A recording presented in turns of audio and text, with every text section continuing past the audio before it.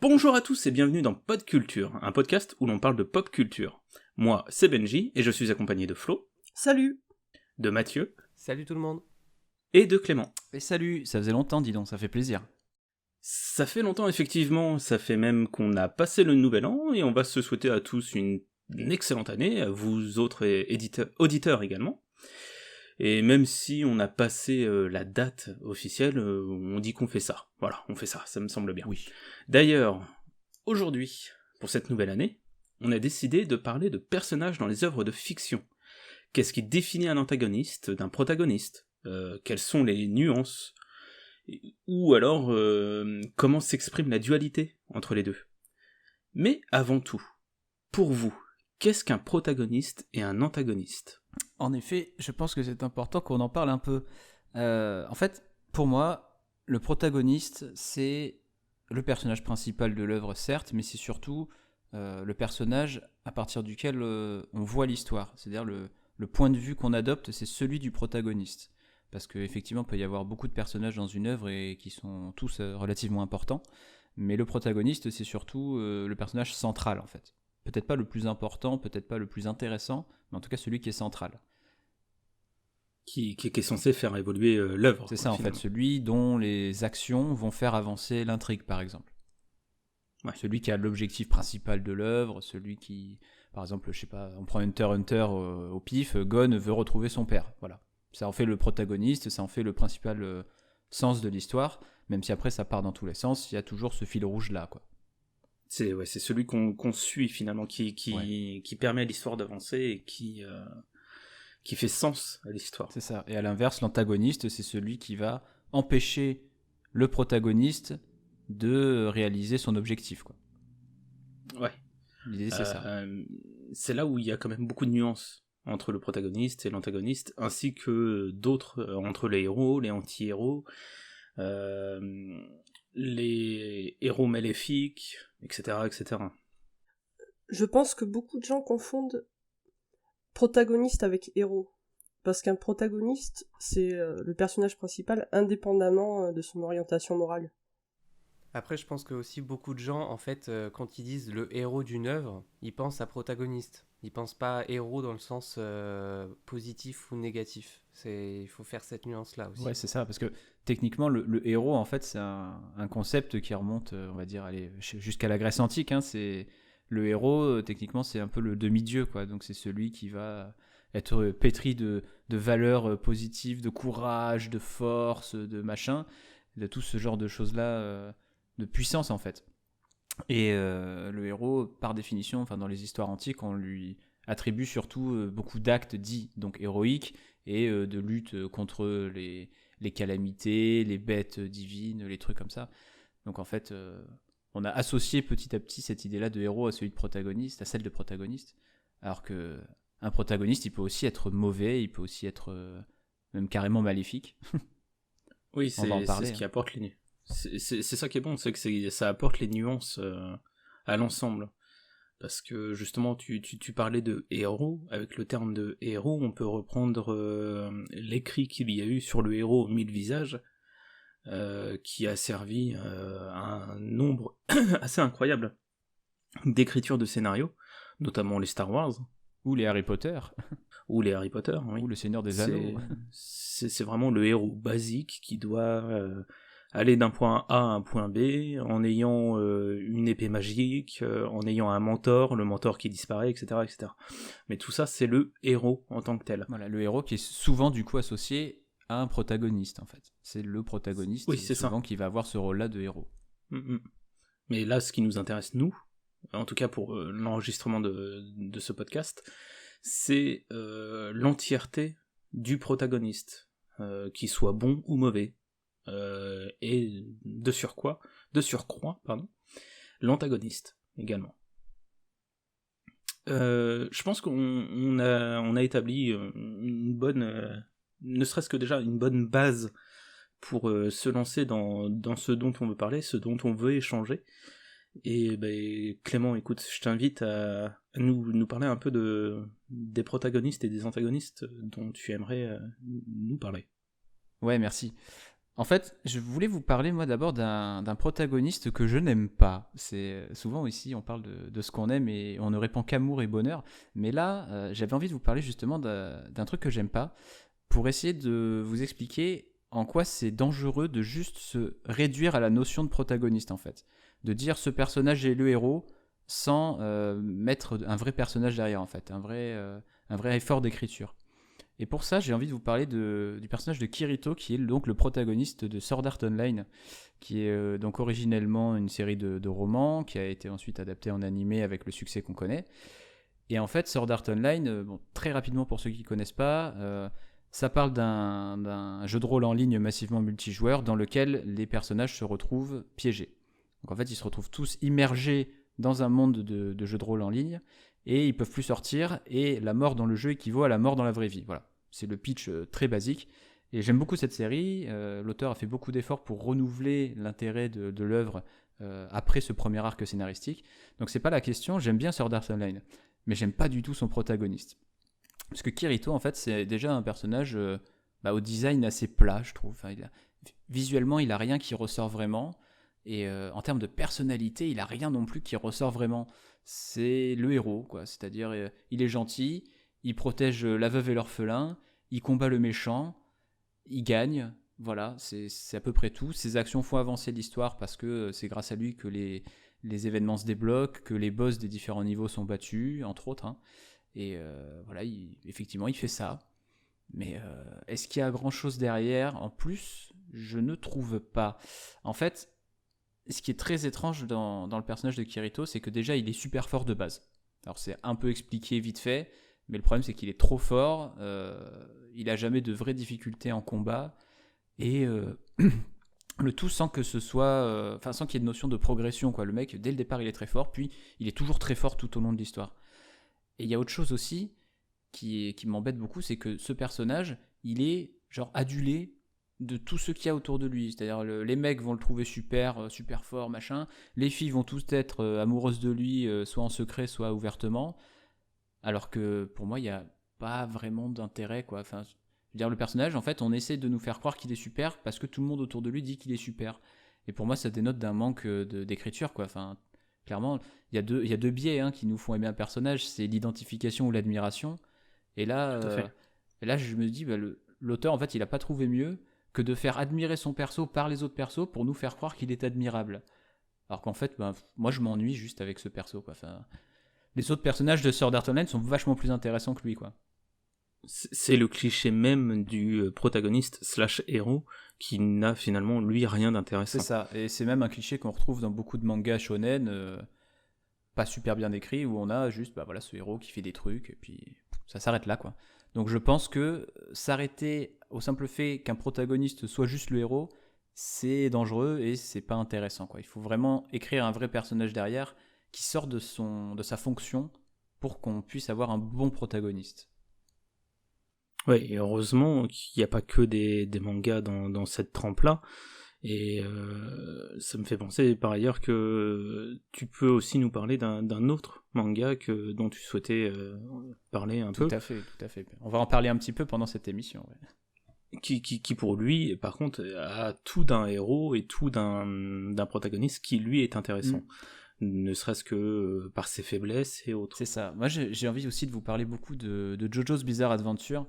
Donc manga très connu chez les amateurs, peut-être moins chez les autres, mais en gros, sachez que c'est un manga fleuve qui existe depuis 1986, donc on est vraiment sur une série extrêmement longue, qui est divisée en beaucoup d'arcs scénaristiques différents, en fait, qui raconte très largement l'histoire de la famille Joestar sur plusieurs générations, quoi. Et parmi ces différentes parties du manga JoJo, la première d'entre elles introduit deux personnages qui sont un peu les fondations de toute la mythologie autour de la série, qui sont Jonathan Joestar, qui est donc le protagoniste, et Dio Brando, qui est l'antagoniste. Et en fait, on va en reparler un petit peu plus tard dans la dualité qui existe entre les deux, mais en gros, Jonathan Joestar, c'est un cliché de héros gentilhomme, dans le sens où il incarne vraiment le bien, mais dans toutes ses facettes. Et en fait, c'est tellement poussé et exagéré, parce que l'exagération, ça fait partie intégrante de JoJo, c'est tellement assumé et tellement exagéré qu'en fait, ça en devient iconique. En fait, Jonathan Joestar, c'est le gentilhomme dans toute sa splendeur. C'est un aristocrate anglais. Il va toujours chercher à pardonner, il va toujours chercher à être gentil avec les autres, même quand il va subir les pires horreurs de la part de Dio, donc son antagoniste, son frère ennemi. Il va toujours essayer de pas se venger, de garder des valeurs très fortes. Quand il est obligé de combattre contre d'autres personnes, il reconnaît toujours la valeur de l'adversaire. Enfin, tout n'est que vraiment pas positivité, mais voilà, vraiment bienveillance, gentillesse, respect. Et vous allez voir plus tard que ça va être vraiment mis en parallèle avec Dio, qui est vraiment le mal par essence. Mais du coup, là, en fait, on a un choix de chara-design qui est assumé. C'est-à-dire c'est le gentil, et c'est tellement mis en avant et tellement appuyé qu'en fait ça en fait un vrai choix de personnage et ça en fait un personnage intéressant. Donc tout ça pour dire qu'il ne faut pas forcément aller chercher extrêmement loin dans la recherche de personnages pour faire un protagoniste intéressant. Il faut simplement qu'il incarne quelque chose, et c'est pas forcément un truc qui sort complètement de l'ordinaire, quoi. Alors que c'est quand même vachement étonnant, parce que quand tu en parles, finalement il est assez semblable au personnage de Sword Art Online, de par sa bienveillance, de par son côté merveilleux et autres, mais ce qui le différencie, je pense, et on y reviendra, mais c'est aussi ses faiblesses. Ouais, aussi. Et en fait, c'est deux choses. C'est d'abord le fait que, en fait, Kirito est un héros par design, c'est-à-dire on a dit c'est lui le héros, alors que Jonathan Joestar, c'est le héros parce que lui, au fond de lui, c'est vraiment un héros, en fait. C'est-à-dire sa personnalité, ses actes, ses valeurs font qu'il va agir en héros, en fait. Et du coup, il n'est pas héros par fonction. Autour. C'est ça, c'est pas les personnages autour qui le poussent à devenir un héros. C'est ça, quoi. C'est vraiment lui, au fond de lui, il va prendre cette place de héros parce que c'est ce qu'il est. Et du coup, ça rend l'histoire vachement plus crédible, en fait. Ouais, je vois. Et du coup, tu disais autre chose aussi par rapport à ses faiblesses. Parce que je trouve que Jonathan il a beaucoup de sacrées faiblesses. Il a beaucoup de faiblesses, déjà parce qu'il est sans arrêt attaqué par Dio et par les autres autour de lui. Il va prendre des coups, il va devoir se remettre en question, il va devoir apprendre, il va devoir vraiment se relever, subir vraiment des blessures, quoi, la perte de personnes qu'il aime beaucoup. Donc voilà, c'est des épreuves auxquelles le héros est soumise et ça va lui permettre d'évoluer. Donc tout ça, ça crée un personnage plus intéressant, quoi, qu'un autre qui va juste avoir peu d'opposition et réussir à peu près tout ce qu'il entreprend, quoi. C'est ça, parce que Jonathan va vraiment vivre beaucoup de défaites, finalement. Ah oui, et de blessures. Ok, bon, on a pu établir déjà ce que pouvait être un héros de shonen et comment on pouvait le ressentir. Maintenant, je suis vachement curieux de voir comment les héros de jeux vidéo se comportent. Et du coup, Mathieu, je te lance sur le sujet. Oui, donc moi je vais parler de l'un des jeux qui a marqué tout simplement cette décennie, puisque c'est The Last of Us, développé par Naughty Dog. Et plus particulièrement, je voudrais parler de Joel, qui est un personnage vraiment important, qui, je ne dirais pas que c'est un héros, c'est le protagoniste de l'œuvre, mais ce n'est pas vraiment un héros, puisque ce que j'apprécie en fait le plus dans ce personnage, et dans les protagonistes en général, moi c'est ce que je recherche, c'est des personnages qui sont nuancés. Pour rebondir un peu sur ce que disait Clément tout à l'heure, justement, quand on a un basique archétype du héros qui fait ce qu'il doit faire, que tout le monde adule ce genre de choses, pour moi, c'est pas des personnages qui sont forcément intéressants, et on a plutôt tendance en fait à les oublier, voire comme Clément, à les détester, puisque justement, ils nous ennuient. Et c'est ce que j'apprécie avec Joel, puisque donc on nous fait croire que c'est d'un côté le héros de l'œuvre, celui qui est censé on va dire sauver le monde à travers le personnage d'Ellie, qui est la véritable héroïne en fait de The Last of Us pour le coup. Mais on nous fait comprendre tout au long du jeu que c'est loin d'être un héros tel qu'on l'entend, puisque dans son comportement et même dans les éléments de son passé qu'on découvre au fur et à mesure qu'on avance dans l'aventure, on se rend compte qu'il a quand même beaucoup de mauvais côtés. Et pour moi, c'est important pour la construction d'un personnage, en fait. Pas qu'il soit forcément mauvais, mais de montrer que voilà, ça fait partie de la nature humaine, personne n'est foncièrement bon ou foncièrement mauvais, il y a toujours de la nuance, et pour moi c'est important de retranscrire ça pour prétendre pouvoir faire des bons personnages. Ouais, c'est créer la nuance. Voilà. Ouais, mais surtout avec Joël, en fait, où la nuance, on sait jamais trop si elle vient de son passé douloureux, qui nous est montré dès les premières minutes du jeu. C'est d'ailleurs une scène vraiment marquante, je trouve. L'introduction, et en fait, on ne sait pas si ça vient de là, si suite à ça, il s'est renfermé, il est devenu vraiment plus antipathique, ou s'il avait vraiment déjà des mauvais côtés, et s'ils font partie de sa personnalité, et tout ça. Donc ça rend le truc vraiment intéressant, en effet. C'est ça. S'il était déjà foncièrement mauvais. Ouais. Bah, foncièrement ça, non, mais en tout cas qu'il avait ce côté pas très sympa par moment, quoi.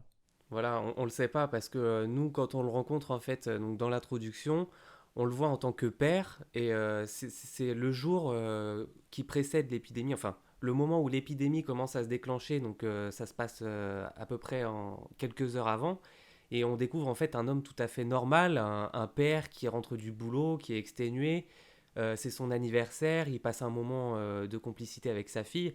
Pour nous, on se dit c'est quelqu'un de très gentil. Mais en fait, dès l'introduction, dès que l'épidémie commence, on se rend compte que déjà, en fait, il a quand même des mauvais côtés, puisque par exemple, quand... avec la famille. Voilà, quand, même avant ça, quand il protège Sarah, par exemple, quand un claqueur entre dans la maison, et que donc il ne sait pas encore ce qui se passe exactement, puisque l'épidémie commence tout juste à commencer, il est comme tout le monde, il ne sait pas ce qui se passe. Et quand il voit un claqueur qui rentre chez lui, il prend son arme et immédiatement, pour protéger sa fille, il tire. C'est-à-dire qu'il n'y a même pas de sommation, comme on voit, par exemple, pour comparer avec Resident Evil au début, quand on croise le premier zombie, avec Jill qui dit plus un geste. Voilà, reculer, arrêter d'avancer, ce genre de choses, avant de tirer. Que lui, Joël, il se pose pas de questions. Il voit le claqueur arriver sur lui, tac, il tire. Donc on peut se dire quand même qu'il a quand même un côté assez sanguin avant l'épidémie. Et c'est peut-être ça aussi qui fait que quand dans un monde aussi difficile qu'un monde post-apocalyptique, ça a peut-être accentué ses côtés. Mais on ne sait pas. Et c'est ça que j'aime en fait dans la construction de ce personnage. On ne sait pas vraiment qui il est, comment il est, et on découvre tout au long de l'aventure des nouveaux côtés, des bons, des mauvais. Tout est dans la nuance en fait. Ouais, il se définit par ses actes, quoi, simplement. C'est ça, voilà. Encore une fois, on n'est pas dans l'idée Joël, c'est ça. Voilà, c'est ça. Et c'est ce qui rend le personnage très humain. Et c'est surtout ce qui le rend vachement intéressant, parce que finalement, quand tu y penses, mais jusqu'à la fin du jeu, il va y avoir cette nuance dans le personnage, malgré qu'on commence à le connaître, et qu'on pourrait presque savoir comment il peut réagir en fonction des actes qui lui sont proposés devant lui, quoi. Jusqu'à la fin, il nous surprendra finalement, parce que c'est le tout de la nature humaine, c'est être libre de ses propres choix, mais ne pas aller forcément dans le bon côté des choses. Exactement, jusqu'à la dernière seconde.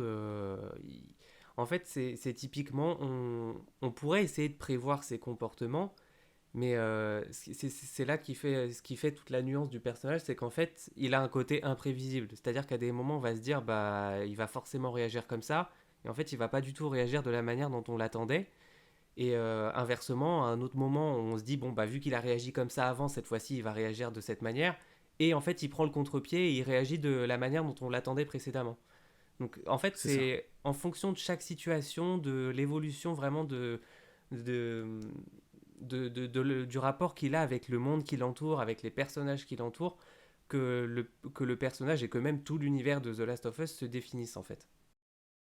Ouais, non, mais je pense que plus on a avancé dans le temps, je parle depuis la période vraiment où on écrit des histoires, plus on a apporté des nuances à des personnages. Oui, c'est ça. Depuis que les jeux se permettent de laisser un plus grand impact à la narration plutôt qu'au gameplay. Bon, après, ça plaît ou ça plaît pas. Moi, personnellement, j'adore tout ce qui est narratif, donc c'est quelque chose qui me plaît énormément. Et ça permet de donner plus de nuances aux personnages et donc de faire du jeu vidéo, en fait, de faire des jeux vidéo avec un format qui soit très proche d'une série ou d'un film, finalement. Ouais, c'est ça, c'est une histoire à part entière, et Enfin, limite, on se détache du média pour devenir quelque chose d'autre. Voilà. Alors qu'avant, bon, forcément, les moyens techniques obligent, aussi les jeux vidéo ne pouvaient pas forcément se permettre de développer les personnages parce que faire les cinématiques, tout ça, c'était pas forcément une chose facile. Donc c'est pour ça que les personnages les plus emblématiques qu'on connaît des premières générations de consoles, c'est des personnages finalement qui n'étaient pas forcément développés parce que c'était pas, non seulement c'était pas le but à l'époque des jeux vidéo, et c'était pas non plus aussi une possibilité des développeurs de s'attarder sur ce genre de choses au cours du développement. Et puis on n'avait pas ce besoin, voilà. De toute façon. Alors qu'aujourd'hui, de plus en plus de joueurs, quoi qu'en disent certains éditeurs, avec le multi c'est l'avenir, de plus en plus de joueurs recherchent des histoires en fait. Ils veulent qu'on leur raconte des histoires, ils veulent être un acteur de l'histoire à la manière d'un film ou d'une série, sauf que là c'est eux qui vivent l'histoire, c'est eux qui jouent et c'est très important.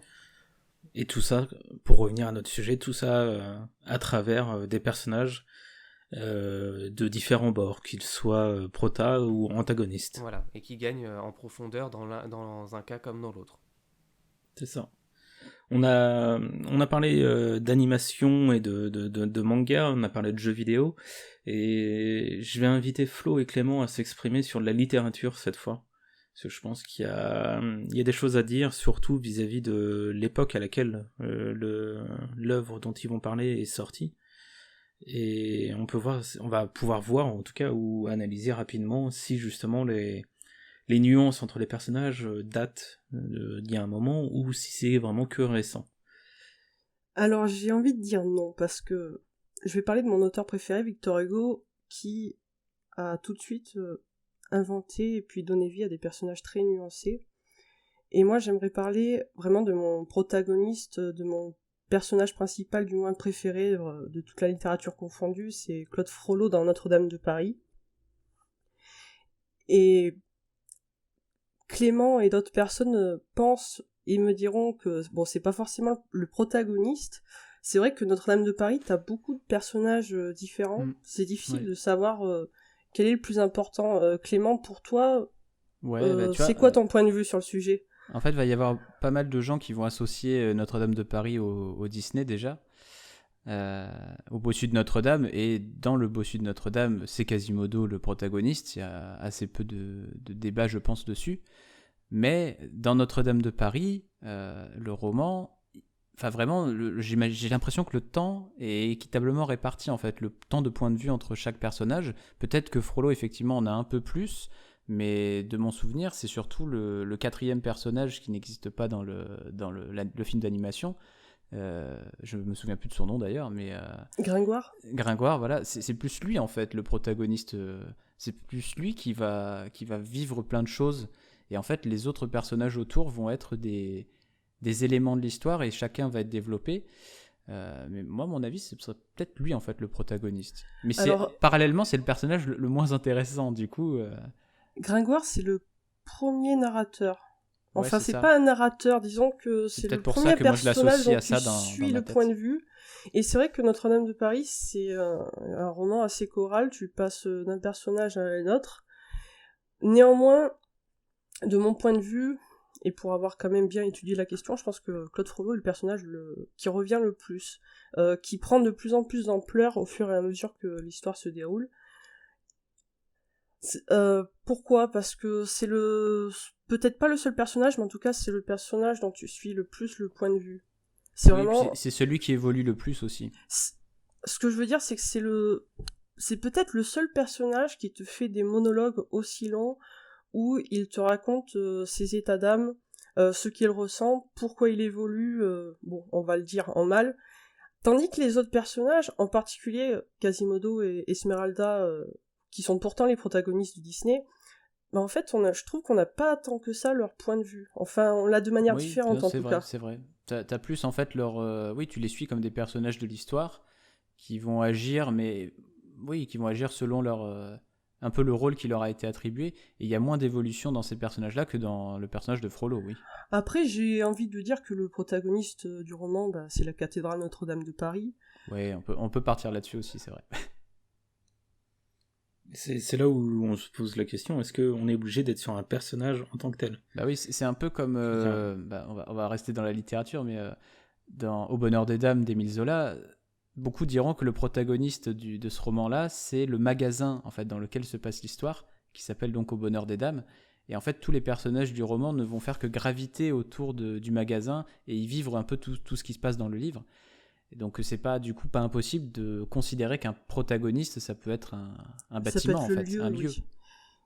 Après, ouais, vas-y.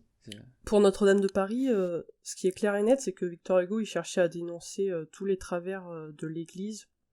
Il était profondément anticlérical. Donc de mon point de vue, c'est quand même Claude Frollo qui est à la fois l'incarnation de tout ce que l'Église fait de mal, en tant que bourreau et en même temps en tant que victime, parce que pour moi c'est mon protagoniste préféré parce que il fait autant de mal que ce qu'il souffre. Et c'est vraiment il y a des gens ils vont détester Frollo, il y a des gens ils vont l'adorer, ça dépend vraiment du point de vue que tu prends. Et puis surtout là tu soulèves un truc intéressant, c'est que tu dis que Frollo en fait pour toi c'est le protagoniste parce qu'il porte le message de l'œuvre. Oui. Et ça c'est un truc particulièrement intéressant je trouve. Parce qu'un bon protagoniste, est-ce que finalement, c'est pas celui qui va incarner le message de l'histoire aussi ? Surtout que, pour ceux qui connaissent Victor Hugo, les personnages sont toujours des symboles, des incarnations. Carrément, bah, tu vois, on va parler également des Misérables de ce cher Victor, parce qu'il y a une dualité particulièrement intéressante entre Jean Valjean, qui est le protagoniste, et Javert, l'inspecteur Javert, qui est l'antagoniste principal. Et autant dans Les Misérables déjà c'est beaucoup plus clair qui est le protagoniste parce que Jean Valjean il est dans toute l'œuvre qui est une œuvre fleuve de 1500 pages mais il apparaît toujours à des moments très, très importants. Mais surtout Jean Valjean aussi à sa manière il incarne le message des Misérables, mais on va y revenir, mais du coup c'est hyper intéressant. D'ailleurs c'est magnifique parce que Claude Frollo tu sens qu'il a pris un personnage exemplaire et puis il le déconstruit et c'est une vraie descente aux enfers, et Jean Valjean c'est le contraire, lui il remonte, il fait une ascension phénoménale. Au début il est complètement déconstruit, c'est le moins qu'on puisse dire. Bref, Victor Hugo c'est la vie. Non mais on en reparlera, mais voilà, il y a des choses vraiment intéressantes en termes de personnages chez Hugo qui sont encore vrais aujourd'hui quoi. Tu parlais, Flo, de Frollo comme étant un protagoniste qui fait du mal autant qu'il en subit. Tout à fait. Est-ce qu'on peut pas partir sur l'une des premières, même si en soi Joël était un peu comme ça, mais est-ce qu'on pourrait pas partir sur une des premières nuances qu'on peut avoir d'un protagoniste, à savoir l'anti-héros ? D'autant plus que moi je n'aime, c'est entièrement subjectif, mais moi je n'aime pas trop le protagoniste exemplaire qui est le héros par définition. Moi je suis tout le temps attiré par le anti-héros, voire le protagoniste un petit peu malfaisant.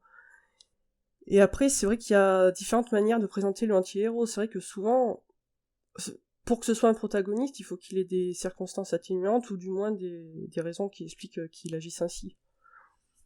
C'est ça.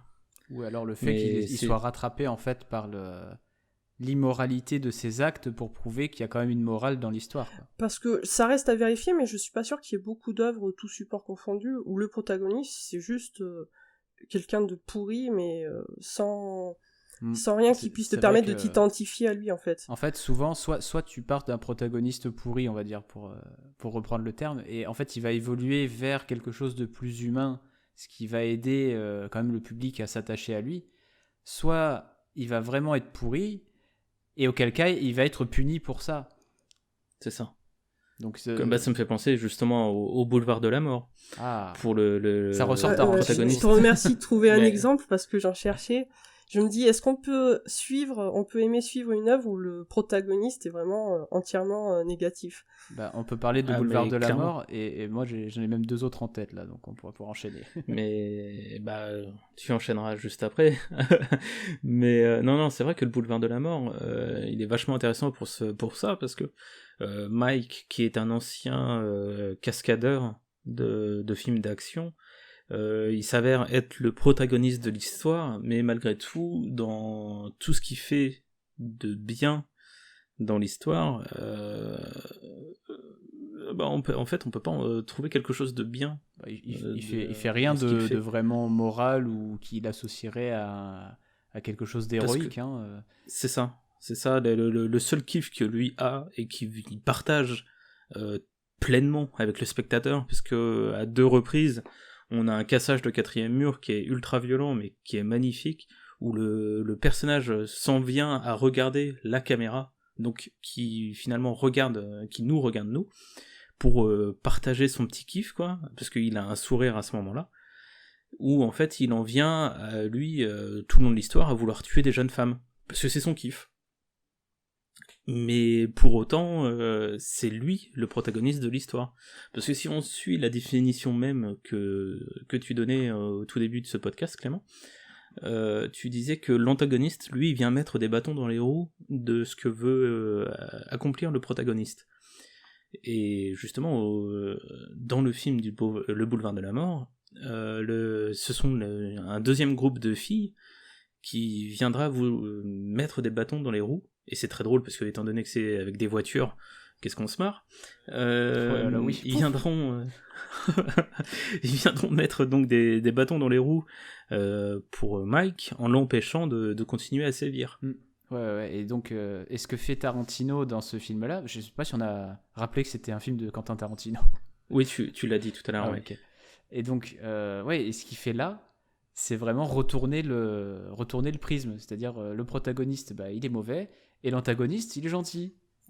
Il est gentil parce que c'est ce groupe de filles qui, finalement, va incarner la justice et faire tomber sur Mike le marteau vraiment de la punition divine, quoi. C'est ça. Et c'est magnifiquement dit, parce qu'au vu de la scène finale, il n'y a pas mieux. Oui, il y a une espèce d'exutoire incroyable dans cette scène. C'est ça. Un côté marteau, justement, c'est excellent. Mais voilà, c'est là où je trouve que la nuance est vachement intéressante. Vous me faites penser à un film. Tarantino, il est acteur dedans, mais je sais pas s'il avait une autre casquette dans Une nuit en enfer. Une nuit en enfer, il est producteur. Il est producteur et un peu réalisateur. Et ce qui est fabuleux, du coup, avec Tarantino, c'est qu'il aime bien jouer avec... nous embrouiller avec l'histoire du protagoniste, parce que dans Une nuit en enfer, tu suis tout d'abord un policier, me semble-t-il. Enfin, vraiment, c'est quelques minutes, en tout cas la première scène, et tu es induit en erreur, tu penses que c'est lui qui va être le protagoniste, et en fait, il meurt très rapidement, et puis tu te rends compte que tu vas suivre les 2 frères qui sont des malfrats. Et je pense qu'il joue avec ça dans pas mal de ses films, mais bon, c'est vrai qu'il y en a certains que j'ai pas vu depuis longtemps. Non, mais Union en Enfer a été donc du coup réalisé par Robert Rodriguez, qui est un ultra pote de Tarantino, ça ne peut pas faire mieux, et Tarantino justement a réalisé quelques scènes dans Union en Enfer pour aider son pote et parce que voilà, c'est le genre de kiff qu'il a, quoi. Mais c'est vrai que est-ce qu'une histoire doit être introduite par son protagoniste, ou justement on peut avoir une vision d'un autre personnage avant d'attaquer sur le protagoniste? C'est toute une autre question. Tu vas voir que c'est possible, parce que je vais faire plaisir à Flo en disant ça, mais c'est assez précisément ce que fait Kingdom Hearts 2 en fait. C'est vrai. C'est très précisément ce que fait donc le 2e épisode de la série Kingdom Hearts, où en fait le protagoniste de cette série c'est Sora, on le connaît, mais Kingdom Hearts 2 va s'ouvrir sur en fait une longue session de jeu avec Roxas, qui est un autre personnage, et en fait Roxas va faire sa vie dans son coin, dans la cité du crépuscule où il habite, et on va retrouver Sora que bien plus tard à la faveur de certains événements, mais très clairement le jeu est introduit sur un personnage qui n'est pas le protagoniste, et ça donne un effet merci d'avoir parlé de Roxas. Particulièrement intéressant, quoi. Parce que non seulement il ouvre le jeu à la place de Sora et t'as vraiment une très longue introduction avec lui, mais en plus après quand tu récupères Sora, tu fais le jeu normalement, voilà. Et quand tu revois Roxas, en fait c'est pas l'antagoniste mais presque. C'est vraiment l'un des... Ça a beaucoup de sens d'introduire Roxas là où il est introduit. Ouais. C'est l'un des duels qui a le plus marqué les joueurs dans la saga, tout simplement. Et c'est aussi ce que fait The Last of Us, au passage. C'est vrai ? Puisque l'introduction... Alors, on va prévenir tout de suite, du coup, il y aura des spoilers. Donc, si vous n'avez pas fait The Last of Us... On en a déjà fait pas mal, je crois. Ouais, c'est clair. Ouais, mais je viens de me rendre compte qu'on a oublié de prévenir. Donc, du coup, voilà, si vous avez été spoilé jusque-là... Désolé. Au moins, on l'a prévenu. Mais du coup, oui, il y aura des spoilers. Et donc c'est effectivement ce que fait The Last of Us aussi, puisque en fait quand le jeu s'ouvre, pendant l'introduction, donc Ellie n'est pas là puisque elle n'est pas née en fait au moment où se déroule l'introduction, et Joël n'est pas présent non plus. On le voit dans la cinématique, mais ensuite quand on prend véritablement le jeu en main, on contrôle Sarah, sa fille, qui va mourir à la fin de l'introduction, et donc qui est un personnage qu'on ne reverra pas du tout du jeu. Et c'est particulièrement violent, je trouve, dans le jeu vidéo où on te met dans la peau du personnage. C'est ça, et c'est ce qui fait que l'introduction a marqué énormément de joueurs, puisque tout le monde s'attendait en fait à contrôler, à jouer avec Sarah en fait, et puis elle meurt vraiment quelques minutes après dans les bras de Joël, et on se retrouve ensuite propulsé 20 ans plus tard dans le futur avec juste Joël et dans un monde ravagé quoi. Et pour l'anecdote, cette ouverture à la base elle n'était pas prévue comme ça. On ne devait pas contrôler Sarah, mais Naughty Dog a pensé que ça serait d'autant plus fort pour introduire l'histoire de The Last of Us. Et c'est vrai que ça a marqué beaucoup de joueurs, parce que du coup, en fait, le personnage avec lequel on entre dans l'univers du jeu, c'est absolument pas le protagoniste du jeu. Ouais. Finalement, c'est un peu aussi ce qui se passe au cours du jeu, quand Joël est mal en point, on va dire. Et finalement, on en vient à contrôler Ellie. Ellie, voilà. Donc, est-ce que... alors, on a la preuve que non dans la suite de cette aventure, mais est-ce que là, ce que Naughty Dog a voulu faire ressentir, en plus de l'attachement envers le personnage que l'on contrôle, c'est la passation de flambeau entre les personnages les uns après les autres, après qu'ils soient morts. C'est ça, enfin, précisons quand même que quand on contrôle Ellie, Joël n'est pas mort, il est juste très mal en point. Mais c'était quand même un indice sur le fait que c'est véritablement Ellie, en fait, même si on contrôle Joël dans le premier opus, c'est Ellie la véritable héroïne, on va dire, la véritable protagoniste de The Last of Us. Et c'est d'ailleurs pour ça, en fait, que dans The Last of Us partie 2, qui sortira donc en mai prochain, c'est Ellie qui devient contrôlable. On contrôle plus Joël, et Joël sera absent une partie de l'aventure. En fait, depuis le début...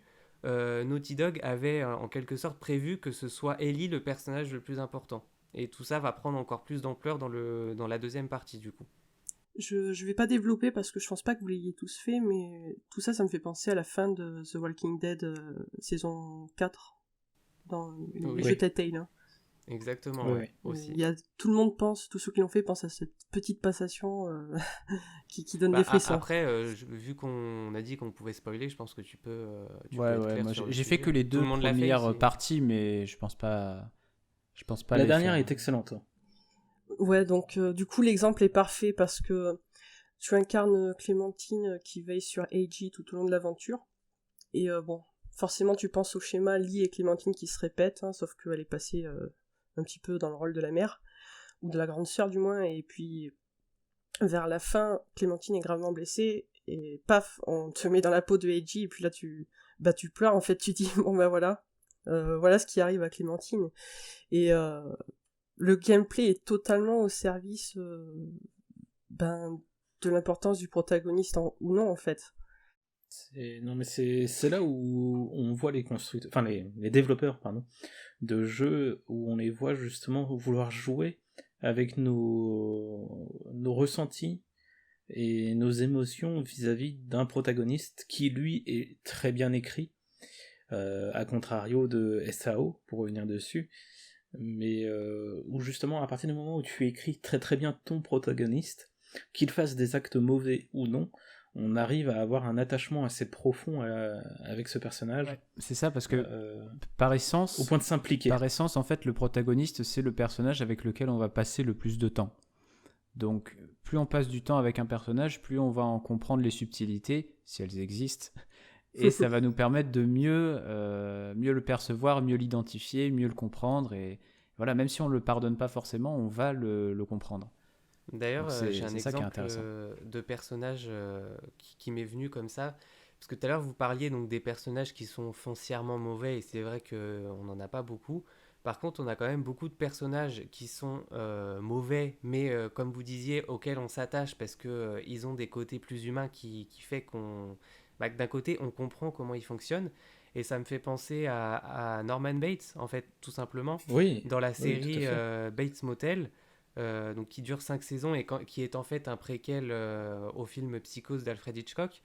on suit vraiment, on voit vraiment la manière dont Norman Bates, avec sa maladie, passe de quelqu'un au début, il est quand même assez gentil, mais on sent quand même qu'il y a des dérives qui vont faire que s'accentuer au fur et à mesure que la série va avancer, jusqu'à une saison 5 tout simplement incroyable, en fait, où on découvre le Norman Bates du film, même si la fin prend des libertés par rapport au film, en fait, c'est-à-dire que la fin, en fait, de la série fait que les événements du film ne pourraient pas coller. Donc, pour le coup, ils ont pris des libertés. Mais vraiment, on a typiquement le cas d'un personnage, d'un protagoniste qui n'est pas un bon personnage, qui n'est pas un héros, en fait.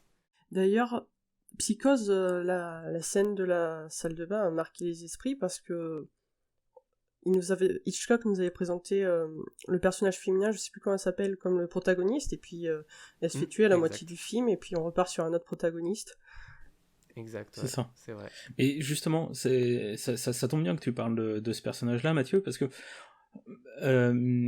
quand on nous présente des protagonistes qui sont foncièrement mauvais, ou en tout cas qui ont une base maléfique en eux, on leur trouve toujours une excuse.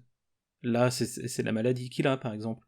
Moi, je voulais parler de Dexter, qui est le parfait anti-héros, et justement qui se construit de petit à petit en héros, qui a un passif qui fait que, s'il est comme ça, c'est normal. On précise Dexter de la série Dexter, hein. Pas du laboratoire de Dexter. Hein. Pas du laboratoire.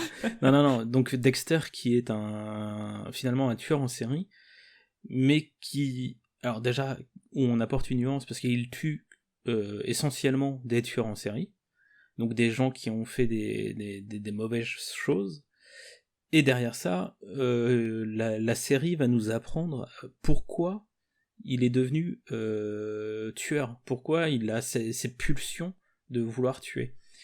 Et c'est là où toute la nuance se crée, je pense, entre un protagoniste et un antagoniste.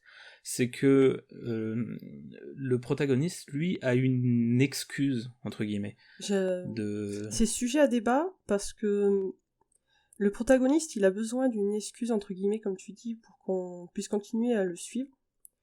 Et il y a des gens qui ne le comprennent pas, qui ne le conçoivent pas ça, qui se disent « Ah, en fait, on essaie de nous présenter comme un modèle. » Si bien que Netflix, sur Twitter, lorsque You saison 2 est sorti, a dû faire un tweet qui rappelait que, certes, je sais plus comment il s'appelle, est le protagoniste de You, Joe est le protagoniste de You, mais ça en fait pas un personnage moral ou qu'il faut prendre en exemple, ça reste vraiment quelqu'un d'imbuvable, voilà.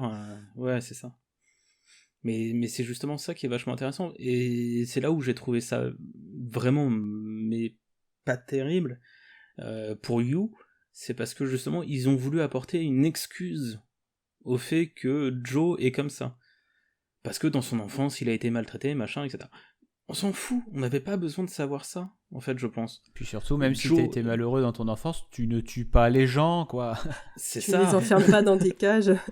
Mais ça, après, de toute façon, c'est un peu le cliché, c'est-à-dire que les personnages, quand ils sont mauvais, tu découvres toujours que dans leur enfance, ils ont eu des problèmes, ils ont eu une enfance pourrie. Oui, puis c'est à la mode, il faut le dire, on est à une époque où on a du mal à avoir des méchants assumés, je prends l'exemple de la nouvelle Maléfique, etc. C'est, je pense, le problème. A contrario de La Casa de Papel, qui nous présente un personnage qui est Berlin, qui, certes, a une maladie, mais c'est pas pour ça qu'il est mauvais. Ah oui. Il a une maladie, il sait qu'il va mourir, mais pour autant, il est foncièrement... il est mauvais. Berlin, il est ni bon ni mauvais, c'est qu'il a un objectif. Et cet objectif-là, c'est le plan, et le plan, il passe au-dessus de tout. Ce qui fait que le personnage, il se détache vraiment de toute notion de bien ou de mal. Il est là pour le plan. Et c'est tout. Et par tous les moyens, il va favoriser l'exécution et la réussite du plan. C'est ça, mais après, quand on voit s'il peut faire du zèle, par exemple avec l'otage qui prend sous son aile, entre guillemets. Oui, c'est gentiment dit. C'est très gentiment dit. Hein. Il la prend pas que sous l'aile, ouais. L'aile ou la cuisse. Voilà. Eh bien, là-dessus, on n'a pas forcément de justification. On sait qu'il a un côté pervers très assumé. Et surtout que pour lui, la femme, c'est une moins que rien. Et qu'elle est bonne à écarter les cuisses. Et je suis pas totalement d'accord parce que si tu regardes bien, tu peux te demander s'il croit pas dur comme fer qu'elle est amoureuse de lui. Parce que Berlin, c'est quand même un personnage assez imbu de lui-même, qui a la folie des grandeurs, qui se fait des films. Il s'est marié 5 fois, je pense qu'à chaque fois, il pense que la dame est folle de lui, en fait. Il est très dur à cerner, hein. J'ai fait plusieurs visionnages, et puis t'as plusieurs interprétations. Extrêmement complexe, hein, Berlin. Et puis de toute manière, moi j'ai la première clé de lecture du personnage, et puis bon, j'en parle parce que de toute façon je voulais en parler. C'est lors de... Je sais plus quel épisode, c'est vraiment au bout de quelques épisodes, il a une discussion avec le professeur qui est très affecté parce qu'il pense qu'il a tué une otage. Et il dit ah ben moi, par contre, du fait d'avoir tué quelqu'un, je ne ressens rien. Ce serait tellement merveilleux d'arriver à ressentir quelque chose comme il a ressenti. Donc c'est un psychopathe, quoi. Le mec, il ne ressent pas de compassion pour les autres. Donc la base est posée, puis ça n'en demeure pas moins un des personnages principaux, un des personnages les plus importants de l'équipe. Hein. C'est ça, et c'est là où justement, je me suis permis de rebondir sur Berlin. J'aimerais bien rebondir sur Berlin aussi. Ça, je te laisse y aller à ta guise. Ce podcast est plus 18. Mais tout ça pour dire que on ne l'excuse pas comme les personnages qu'on a pu citer précédemment. Il est comme ça parce qu'il est comme ça, point barre. Et il y a pas de nuance de gris, entre guillemets. Il est noir et blanc. Tu découvres d'autres nuances à la fin de la partie 2 et puis surtout dans la partie 3 en fait. C'est ça, mais c'est pas des nuances qui excuseront ses actes. Oui, et puis oui, c'est très bien comme ça d'ailleurs. Oui, c'est ça. Berlin est fascinant parce qu'il est complexe en fait. Parce qu'on le comprend pas, ou alors on n'arrive pas à saisir la logique qu'il y a derrière ce qu'il fait. Et puis il a un côté imprévisible, un petit peu comme vous disiez pour Joël. C'est ça, parce qu'on n'arrive jamais à le cerner, et pour moi, le seul lien commun entre tout ce qu'il fait, c'est pour le plan, sauf que effectivement, comme tu le disais, il fait des trucs, tu te dis, mais pourquoi il fait ça? Parce que ça n'a rien à voir avec le plan. Puis il veut s'amuser aussi, il y a un côté très carpe diem, notamment avec il veut s'amuser, il se sait condamner, mais du coup, qu'est-ce qu'il fait? Mais du coup, il n'a pas de morale, mais du coup, quand même, il traite des personnages comme le professeur, comme sa famille... mais qu'est-ce qu'il fait? Enfin, c'est très très complexe. Mais c'est là où il est vachement intéressant, c'est que autant quand c'est une femme qui lui tient tête, il viendra à la respecter, à sa dose, mais il viendra à la respecter. Oui, Nairobi. Par exemple. El matriarcado. C'est voilà, une magnifique scène. Mais il est plus à même de respecter des personnages masculins que des personnages féminins. Oh, il est misogyne, ça c'est clair. Après, il y a beaucoup de provocations aussi. Tu sais jamais s'il pense vraiment ce qu'il dit, tu vois. Ça rajoute à la complexité du personnage. À quel moment il joue un rôle, à quel moment il est lui-même. Mais par ailleurs, je vais me permettre de passer du coq à l'âne. Mais quand on se demande s'il est lui-même ou pas, comme tu le dis, Clément, ça me fait penser au personnage de Annie Wilkes dans Misery, donc qui est un livre à la base de Stephen King, mais moi je vais surtout me baser sur le film de Bob Rainer. Katie Bates. Voilà, Katie Bates, qui est une actrice formidable, qui joue formidablement bien. Elle est incroyable. Elle est incroyable. Et en fait, elle joue le rôle d'une fan de l'écrivain Paul Sheldon, qui a écrit des romans à succès qui portent le nom Misery, justement. Et au début de cette histoire, Paul Sheldon a un accident, il est recueilli par Annie Wilkes, pardon.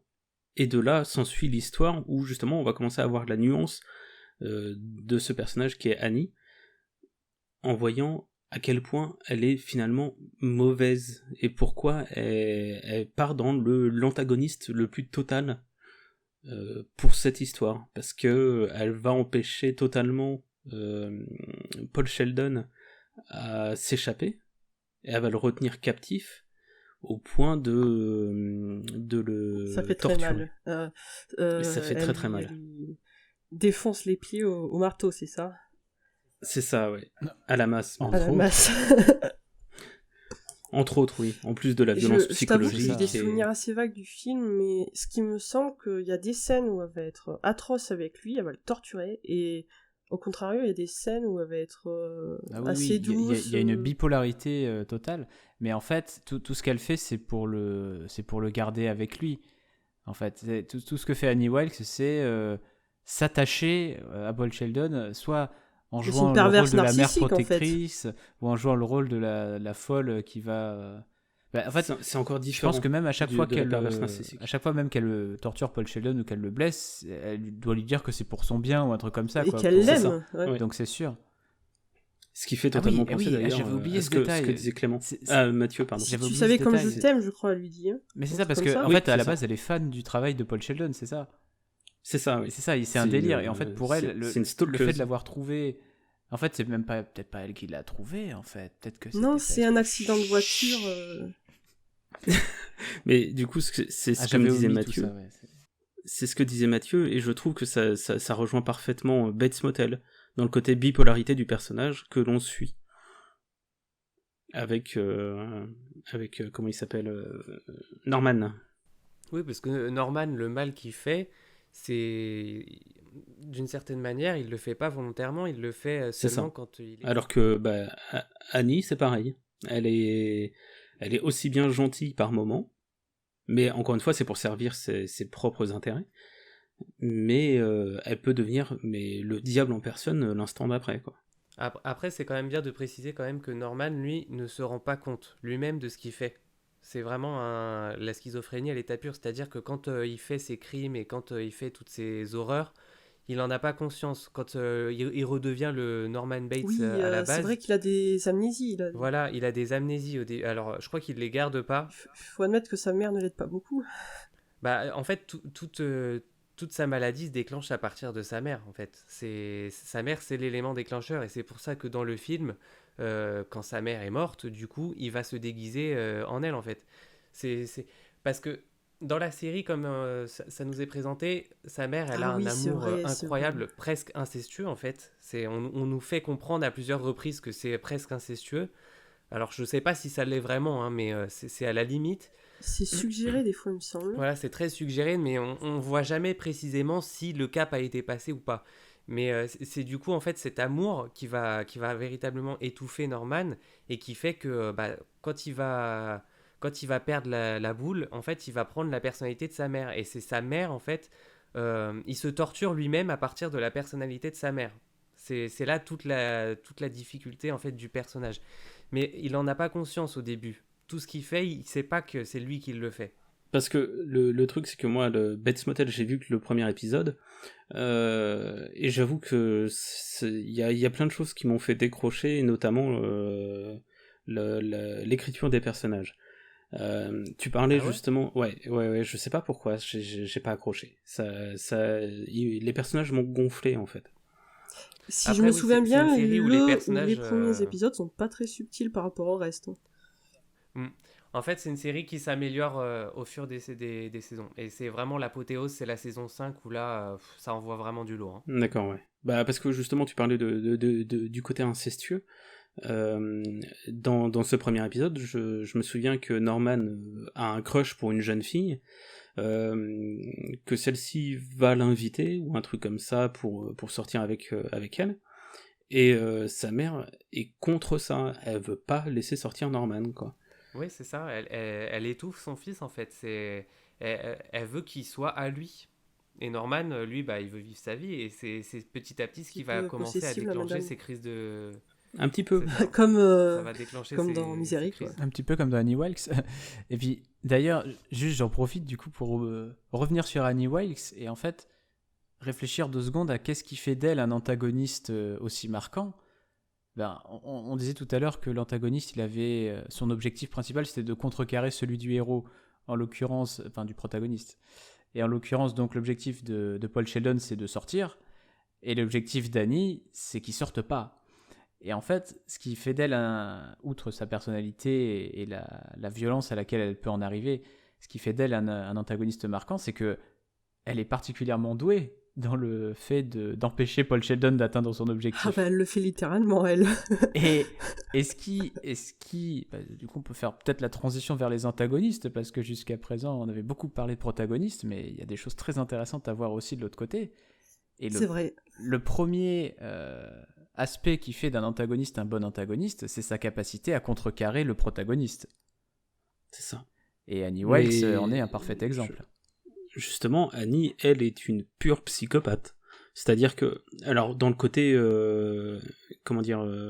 définition même du terme, parce que il y a un moment dans le film comme dans le livre, Paul Sheldon va réussir à sortir de la chambre, et en sortant de la chambre, il va faire tomber une petite figurine Je me rappelle.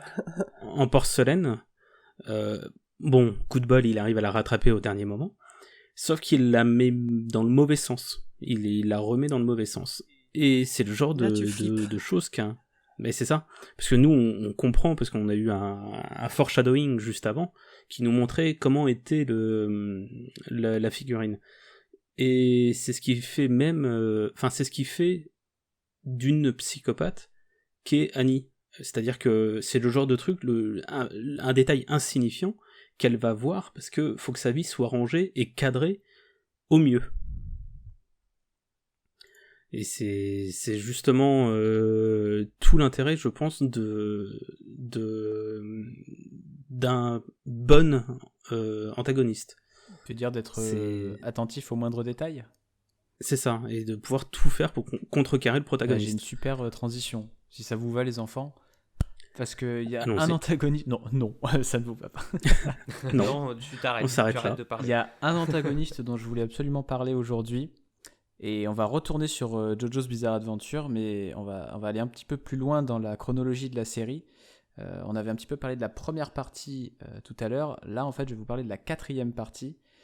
Parce que c'est la partie dans laquelle apparaît pour moi l'antagoniste le plus marquant de cette série, avec Dio, et c'est sûrement pour moi l'antagoniste le plus marquant de tout l'univers du manga.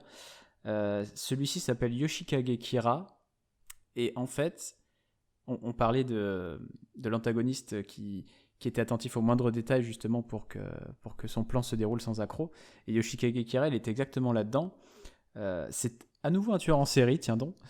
Lui, son petit plaisir, c'est aussi de tuer des jeunes femmes, mais pour leurs mains. Voilà, c'est un petit détail comme ça. Il est fétichiste des mains, c'était toujours un plaisir. Et, chacun son truc. Et en fait, on parlait de Tarantino tout à l'heure avec ses pieds. Voilà, c'est ça. Et en fait, ce personnage est fascinant pour la raison suivante. En fait, il est jamais... il est présenté forcément en tant que tueur en série, puisqu'il l'est, mais il est toujours présenté à travers sa motivation première, qui n'est pas de tuer, en fait, mais qui est plutôt de vivre une vie tranquillement, ce qui est complètement en contradiction avec ses pulsions de tueur. Mais en fait, Yoshikage Kira veut vivre une vie tranquille, en fait. Et dans son quotidien, il est employé de bureau normal, il se fait jamais remarquer par ses collègues ou par ceux qui vivent autour de lui. Il n'a pas de famille, pas d'enfants, voilà, il vit seul, mais de manière très discrète, en fait. Et curieusement, la situation va basculer le jour où les héros, donc le groupe de personnages principaux, vont tomber sur lui un peu par hasard et vont se rendre compte qu'il y a clairement quelque chose qui ne va pas avec ce type. Et donc ils vont découvrir ses agissements, ils vont découvrir qu'il a le même genre de pouvoir qu'eux, parce que dans JoJo il y a tout un délire autour des pouvoirs des personnages qui s'appellent les stands et qui sont un peu des projections de l'esprit, mais on ne va pas rentrer là-dedans. Et en fait ils vont clairement comprendre que Yoshikage Kira il est nuisible et qu'il faut absolument l'empêcher de nuire. Et là, dans le traitement du personnage, il y a quelque chose de vraiment de renversant au premier sens du terme, c'est qu'en fait ce personnage il va être traité comme un protagoniste alors qu'il est clairement un antagoniste. C'est-à-dire que c'est Yoshikage Kira qui va avoir un objectif, qui est donc d'échapper à ses poursuivants pour pouvoir mener sa vie tranquille tel qu'il le voudrait, et c'est les protagonistes qui vont avoir l'objectif de contrecarrer Yoshikage Kira. Et en fait, là où c'est génial, c'est que du coup Yoshikage Kira, il est traité comme un protagoniste, dans le sens où on va passer beaucoup de temps avec lui, mais vraiment beaucoup plus de temps avec lui qu'un antagoniste classique. Et on va plonger dans sa psyché, on va voir ses faiblesses, on va voir ses difficultés, vraiment, parce que des fois il va être acculé par les héros, et donc on va vraiment le traiter comme si un protagoniste était acculé par l'ennemi en fait. C'est ça. C'est ce qui... Ouais, vas-y. Tout ce que tu racontes là, ça me fait beaucoup penser à Dexter finalement. Ouais, il y a un peu de ça le aussi. Personnage qui est habitué dans son petit train-train, qui s'est installé dans un petit train-train pour pouvoir faire ce qu'il a à faire à côté, et qui va vite se trouver acculé par finalement les bonnes personnes. La différence, c'est que Dexter est le protagoniste. C'est ça. Alors que Kira ne l'est pas. Et en fait, ça en fait un personnage extrêmement marquant parce que c'est limite le personnage le plus développé de toute cette 4e partie de Jojo. D'accord. Alors que c'est le méchant. Et en même temps, les méchants sont toujours très intrigants et très intéressants. Ouais. Et en fait, le dernier point qui est vraiment qui parachève tout ça, c'est qu'en fait, on va même assister à l'évolution des pouvoirs de Kira de la même manière qu'on assisterait à l'évolution des pouvoirs d'un héros au fur et à mesure de la progression de l'histoire.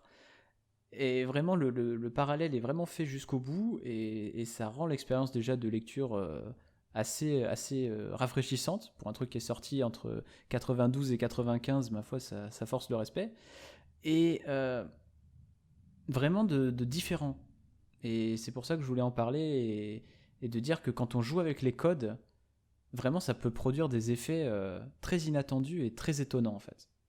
À partir du moment où les codes sont établis et que les personnes qui écrivent justement connaissent ces codes, s'approprient les codes et justement vont à l'encontre de ces codes, on a quelque chose de généralement très bien écrit. Généralement. Ou en tout cas de très original. Et après, c'est ça. Là il se trouve que c'est aussi très bien écrit, mais...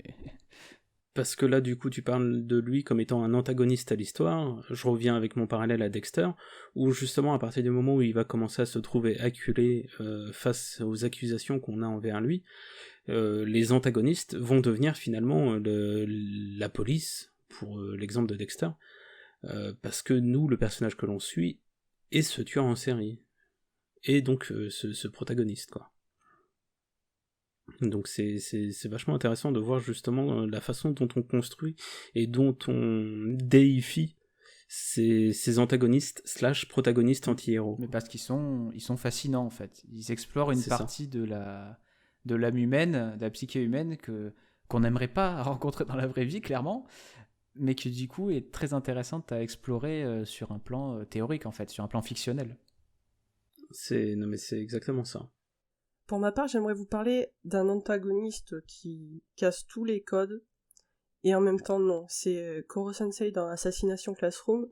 J'ai vu que l'anime, j'ai pas lu le manga, mais je crois qu'on peut aisément le qualifier d'antagoniste, puisque l'objectif de la classe de 3E, c'est de tuer cette espèce de poulpe qui va détruire la Terre dans un an, et lui, il va pas se laisser faire, évidemment, il est super rapide, il va déjouer chaque plan pour le tuer, et en même temps, c'est le professeur de cette classe, et donc, il va les aider à s'améliorer, et donc à atteindre leur objectif, donc c'est ton cerveau, il fait bim, il est moitié antagoniste, moitié mentor, voilà. Quoi. C'est un truc, je sais pas si ça a existé ailleurs que dans Assassination Classroom. Et c'est pour ça que c'est vraiment un de mes personnages préférés de la fiction, parce que en même temps c'est un protagoniste, en même temps c'est un antagoniste, et puis en plus le personnage est complètement dingue. Je veux dire, ça rejoint un petit peu ce qu'on disait sur d'autres personnages. Il est imprévisible,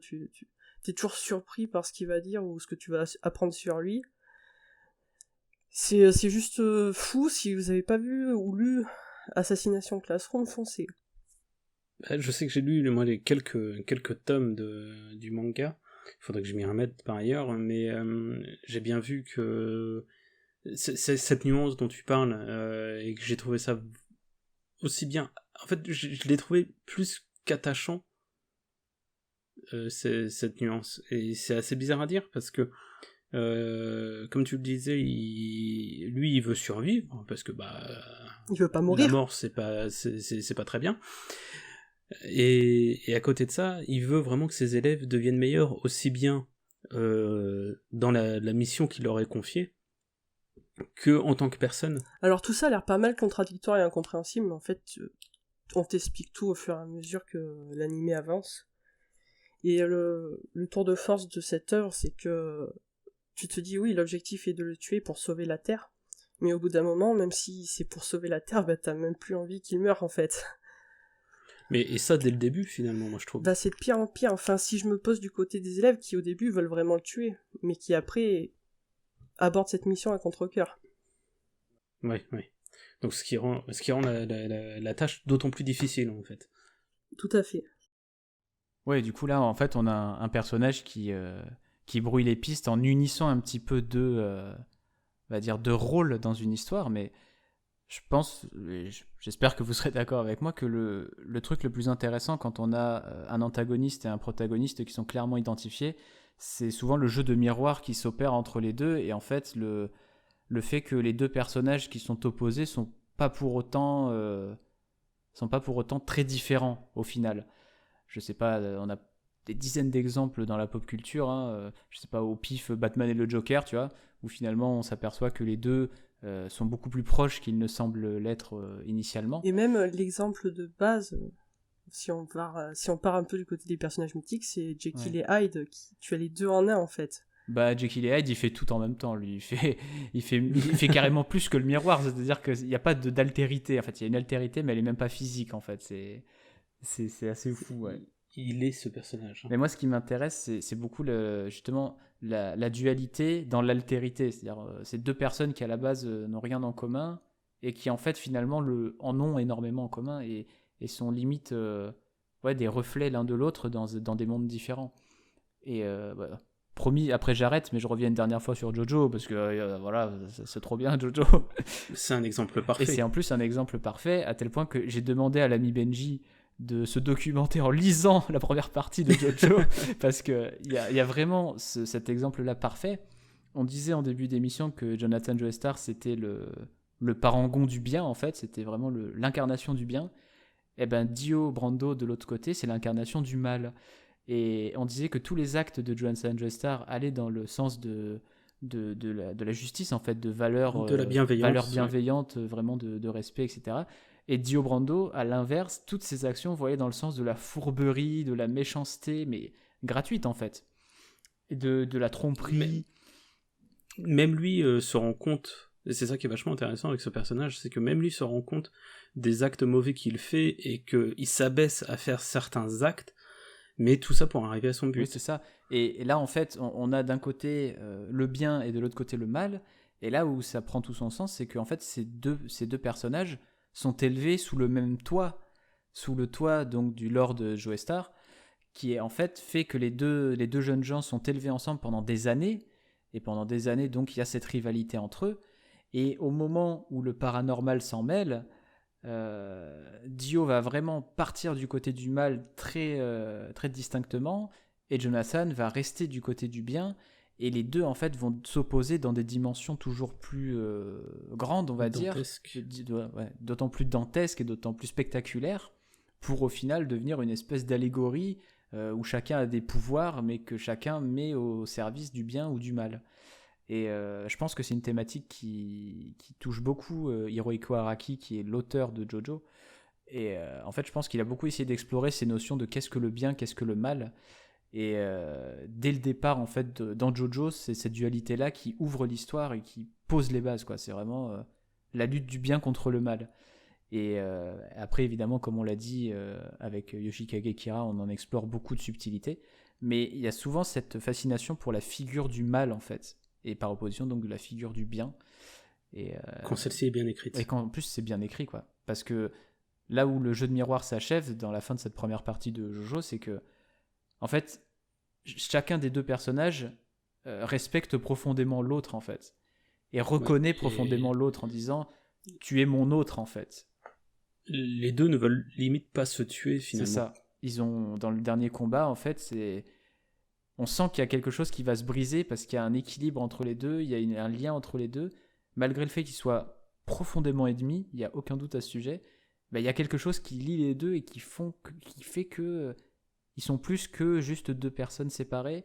en incarnant des choses complètement opposées. Enfin, c'est assez fou. C'est très rigolo le fait que tu utilises le terme séparé, quand on voit comment pourrait se terminer ce premier arc. Ah bah, c'est d'autant plus que ça se termine comme ça, mais...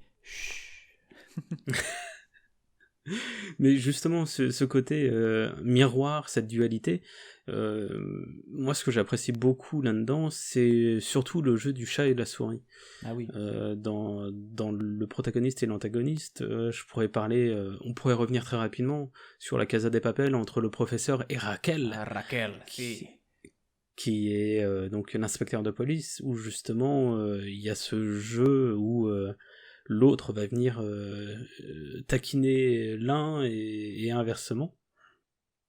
Et les deux ont un but précis, c'est pour l'un réussir à choper... donc pour Raquel réussir à arrêter le professeur, et pour le professeur réussir à fuir justement la police. À gagner assez de temps en tout cas dans un premier temps, puis de fuir. Puis de fuir par ailleurs.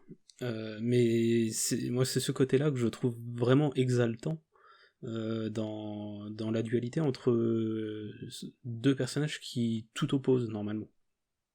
On pourrait penser notamment à Sherlock et Moriarty, qui dans la nouvelle adaptation, en tout cas pour la télévision, sous les traits de la série de Sherlock, on est vraiment dans ce côté où Sherlock est l'homme intelligent qui réussit à résoudre des énigmes, tandis que Moriarty, c'est celui qui est intelligent et qui réussit à mettre en place ces énigmes. Carrément, ouais. En schématisant totalement. Dans la relation entre Sherlock et Moriarty, alors en tout cas dans la série Sherlock, donc de Mark Gatiss et Steven Moffat, en fait, la dualité, là, elle est hyper claire, quoi. Moriarty, c'est le fil rouge de cette série.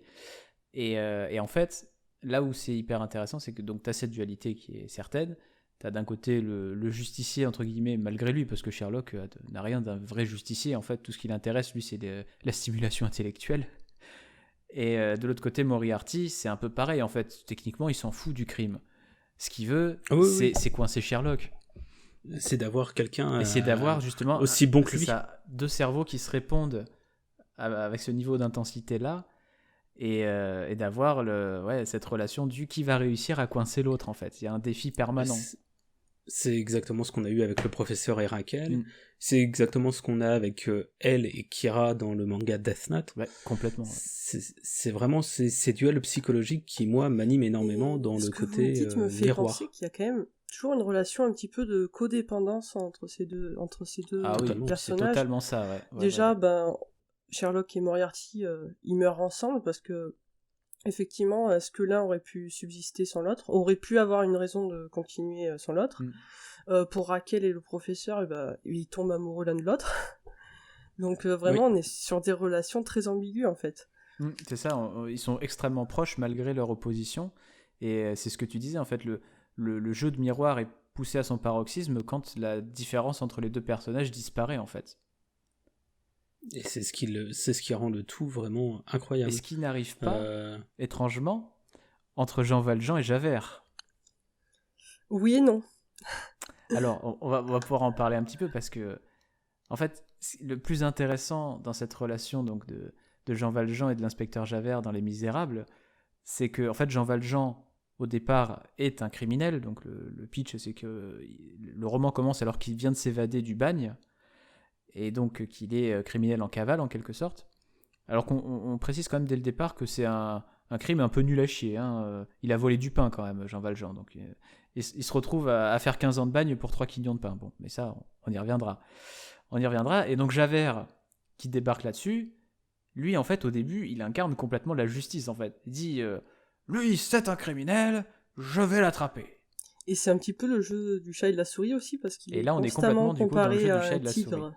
Mais là où c'est étonnant, c'est que je retrouve pas trop ce jeu de miroir entre Jean Valjean et Javert, parce que Jean Valjean, en fait, lui, il va, comme tu le disais plus tôt, suivre une courbe ascensionnelle. C'est-à-dire qu'il va partir d'un homme brutal, un peu bestial, donc qui vole. D'ailleurs, il revole aussi au tout début de l'œuvre. Et du coup, il va petit à petit gagner en moralité, gagner en sagesse aussi, pour finalement devenir un homme grand et respectable, en fait. Un grand homme dans tous les sens du terme. Alors que Javert, en fait, il va rester bloqué sur son postulat initial. Il va rester bloqué sur le fait que Jean Valjean, c'est le crime, et moi, je combats le crime. Et en fait, Javert, il va se retrouver tellement bloqué dans tout ça, il va d'abord refuser de voir l'évolution de Jean Valjean, puis, à un moment donné, cette évolution, elle va le percuter de plein fouet, avec une telle force, qu'en fait, il va carrément pas y survivre, en fait. Tout à fait, il se suicide. Quand il découvre qu'en fait, toute sa vie, il a poursuivi Jean Valjean, alors qu'en fait, Jean Valjean, c'était pas un si mauvais bougre. Et en fait, il parvient absolument pas à se remettre en question, et il va en mourir, littéralement, quoi. Et c'est dans ce sens-là que je dis qu'il n'y a pas de jeu de miroir, en fait, entre les deux. Il y a juste ce jeu du chat et de la souris, mais peut-être que tu vas me contredire. C'est vrai que tu as bien expliqué les différences entre les deux, mais il y a aussi beaucoup de similitudes entre les deux qui sont assez subtiles. Pour commencer, leurs noms, qui sont quasiment des anagrammes, et puis ça c'est volontaire. Donc t'as au moins le V, le A, le J, le E qui reviennent. Et ensuite, certes, Jean Valjean il fait une ascension et Javert plutôt une déchéance, une chute. Mais finalement, il y a une symétrie, en fait. C'est juste que malheureusement... la symétrie plutôt que le... Ouais, ok. Malheureusement, ils vont pas se rencontrer, c'est ça qui est dommage. Et c'est pas dans le roman, c'est dans la comédie musicale, la version anglaise. Ils reprennent le même air musical pour la chanson où Jean Valjean accède à la rédemption et la chanson où Javert se suicide, pour bien accentuer ce côté symétrie, mais dans le sens inverse, ce qui fait que ce sont bel et bien des miroirs inversés. Ouais, c'est ça, c'est plus le miroir inversé, alors, ouais, ok, je vois.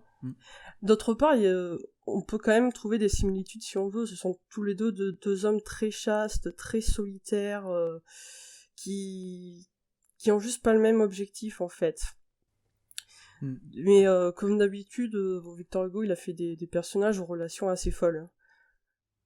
Non, mais surtout, moi, ce qui m'a impressionné chez Javert, c'est justement cette rigueur et cette entièreté du personnage qui est telle qu'en fait, ce choc d'apprendre que Jean Valjean est en fait un homme bon, ça le brise, mais immédiatement et totalement. Ça, c'est...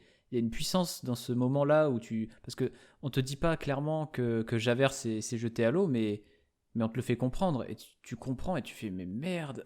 C'est incroyable. Et même s'il se conduit de manière terrible avec Fantine ou avec Jean Valjean, tu ne te réjouis pas de son suicide parce que il le fait parce que il permet à Jean Valjean de rester libre et de sauver Marius, en fait. Donc il se rachète totalement. Ouais. C'est ça, en quelque sorte, il libère Jean Valjean de son emprise, mais d'une manière vraiment extrême, quoi.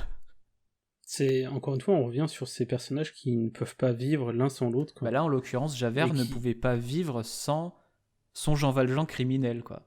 C'est vrai, c'est ça, vrai. Et ils existent grâce au prisme de l'autre, quoi. Ouais, c'est fou, ça. C'est quand on pense à... Tu donnais l'exemple de Batman et du Joker tout à l'heure, mais c'est exactement ça, quoi. Ah bah oui. Si le Joker existe, c'est grâce à Batman et inversement. C'est fascinant. Et Harry Potter et Voldemort. Harry Potter et Voldemort. Ah oui, si, quand la fatalité ou les prophéties s'en mêlent, c'est encore pire. Ah, ça c'est clair. Mais il y a des fois où ce n'est pas le cas du tout. Je pense notamment à Rick et le gouverneur dans The Walking Dead. Oh oui. Où les deux existent indépendamment de l'autre, mais tous deux ont un objectif qui fait que malgré tout ils ont cet effet miroir. Moi, ce qui m'avait marqué dans The Walking Dead, c'était finalement bien après la mort du gouverneur, quand Rick, je sais pas si vous visualisez la période où Rick il devient un petit peu anti-héros, en fait. Et je trouve il y a la période chiante, quoi. Non, justement la période où il commence vraiment à être sans pitié vis-à-vis des adversaires.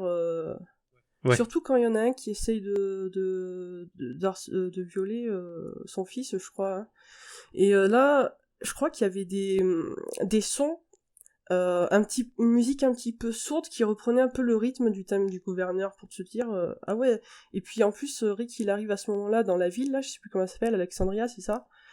Et puis tu vois que en fait... non, c'est pas celle-là. Alexandria, c'est celle où ils sont à la fin, non ça? Ben là où c'était Non, c'est Woodsbury, je crois. Non, si le gouverneur c'est Woodsbury, mais je parle de Rick quand il arrive dans la ville où c'était une dame qui était chef.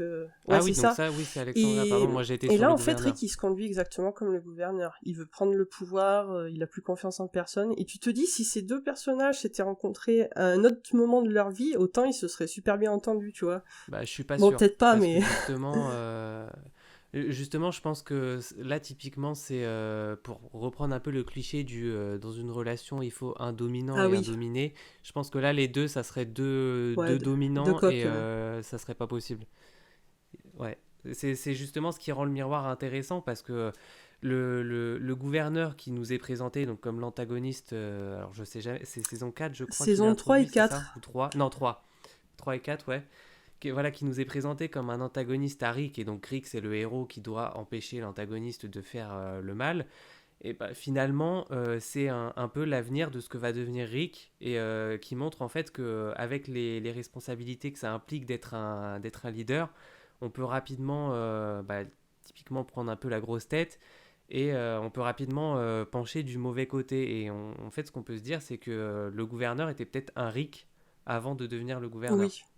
Et c'est vraiment très intéressant parce que du coup, en fait, au moment où le gouverneur même est introduit, c'est pareil, pour prendre comparaison avec Negan, qui lui, d'entrée de jeu, est décrit comme la pire enflure du monde. Voilà. Le gouverneur, lui, il est beaucoup plus nuancé. On nous montre que, déjà, il est introduit de manière quand même où on a envie de l'aimer, en fait. On se dit, ce mec, c'est un mec bien, il a fait sa communauté, il prend soin de sa communauté, ce genre de choses. Mais on se rend compte quand même qu'il a des dérives, qu'il est manipulateur, qu'il est mauvais. De toute manière, si vous avez vu Toy Story 3, en fait, le début du gouverneur, c'est Lotso. C'est pas fou, ça. Ah, j'ai pas vu je me suis arrêté aux 2, moi, tu vois. Bah, tu verras, tu penseras à moi. Et bah, du coup, oui, en fait, on se rend compte que s'il est comme ça, c'est pas parce qu'il est foncièrement mauvais non plus, mais c'est parce qu'il, encore une fois, il souffre. On tente de nous faire comprendre que c'est ce monde qui l'a rendu comme ça.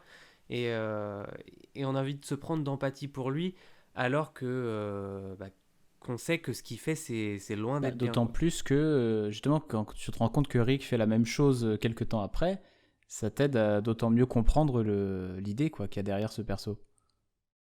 Mais ce qui est magnifique aussi, c'est que Rick, il propose au gouverneur d'arrêter la guerre et de s'allier. Et il y a vraiment un moment crucial devant la prison où le gouverneur, il a juste à prendre une décision pour mettre fin à la guerre et puis accéder à la rédemption. Et puis, tu sens qu'il le fait pas, et puis là, il coupe la tête d'Herschel, et puis il bascule, en fait.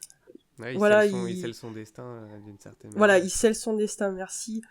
Et ça se tient un peu de choses de glisser d'un côté ou de l'autre pour les deux personnages, en fait.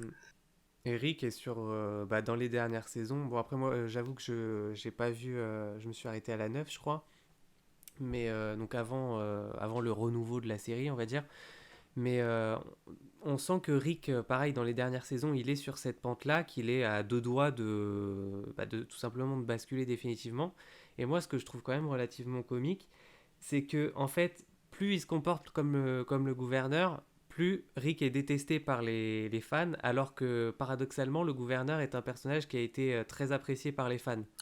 Oh, tu sais je sais pas. Pour les amateurs de personnages un petit peu nuancés comme nous, il est très apprécié, mais il y a quand même pas mal de gens qui ont peut-être des goûts un petit peu plus traditionnels, qui vraiment haïssent le gouverneur, surtout par rapport à tout ce qu'il fait. Hein.